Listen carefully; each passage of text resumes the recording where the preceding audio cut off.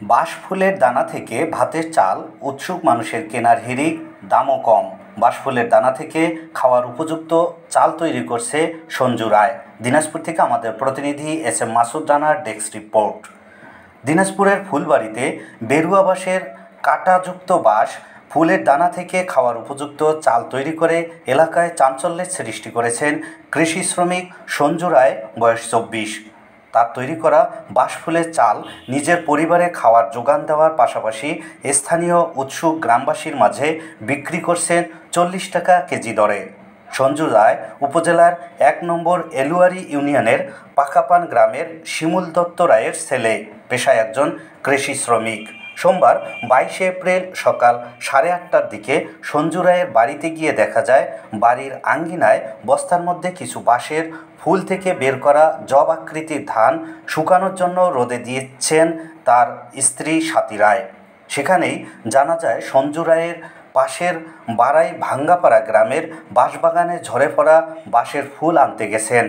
বাঁশের সেই ঝরে পড়া ফুল থেকে পাওয়া জব আকৃতির দানাগুলো পানিতে ধুয়ে শুকিয়ে তারপর সেটি গ্রামের জাকির হোসেনের হাস্কিং ছাঁটাই করে চাল আকৃতির দানা বের করা হয়।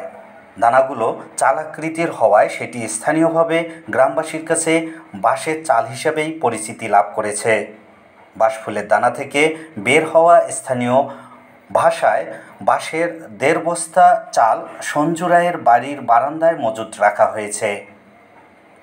আর চাল করার জন্য কিছু বাঁশফুলের দানা রোদে শুকানোর জন্য আঙ্গিনায় দেওয়া হয়েছে।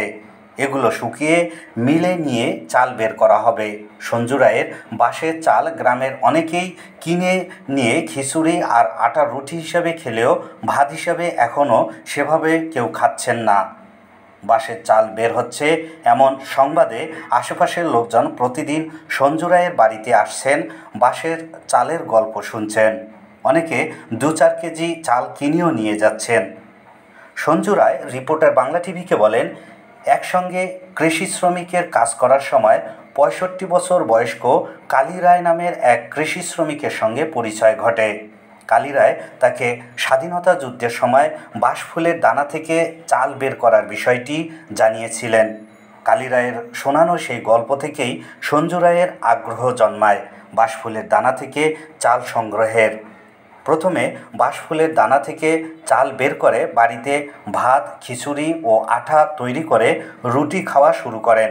এতে স্বাদ ও খাওয়া দুটোই ভালো লাগায় বাণিজ্যিক ভিত্তিতে শুরু করেন বাঁশফুলের ঝরে পড়া দানা সংগ্রহ করা। এ সময় মাঠে ঘাটে তেমন কাজকর্ম না থাকায় বেকার হয়ে বাড়িতে বসে না থেকে বাঁশের ঝরে পড়া ফুলের দানা সংগ্রহ করে সেখান থেকে চাল সংগ্রহ করছেন তিনি। উপজেলা কৃষি কর্মকর্তা রুম্মান আক্তার রিপোর্টার বাংলা টিভিকে বলেন, বিষয়টি মাত্রই জেনেছি, তবে এটি গবেষণার বিষয়।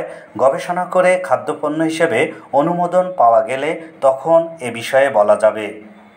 ধান গবেষণা ইনস্টিটিউট ব্রি আঞ্চলিক কার্যালয় রংপুরের প্রধান বৈজ্ঞানিক কর্মকর্তা ডক্টর রকিবুল হাসান রিপোর্টার বাংলা টিভিকে বলেন, বাঁশের বীজ থেকে চাল উৎপাদন হয় এটি প্রথম জানলাম। এমন কথা এর আগে দেশের কোথাও শোনা যায়নি। বিষয়টি নিয়ে গবেষণার মাধ্যমে সঠিকতা নিরূপণ করা হবে। বাঁশের ফুল থাকে শুনছি যে বাপদাদার কাছ থেকে যে বাঁশের ফুল হয় বেড়ে বাঁশ, এই বেড়ে বাঁশের এই 10 বছর পর ফুল বাড়াইছে, এগুলো চাউল হচ্ছে, এগুলো বিক্রি হচ্ছে 40 টাকা করে কেজি। এখন ছেলেটা বিক্রি করেছে, কি আমরা নিছি এবং ওইগুলো খাওয়া যাচ্ছে। ওই এই আমরা শুনে এই তো আমার পাকা পানি আই খেতে হচ্ছে।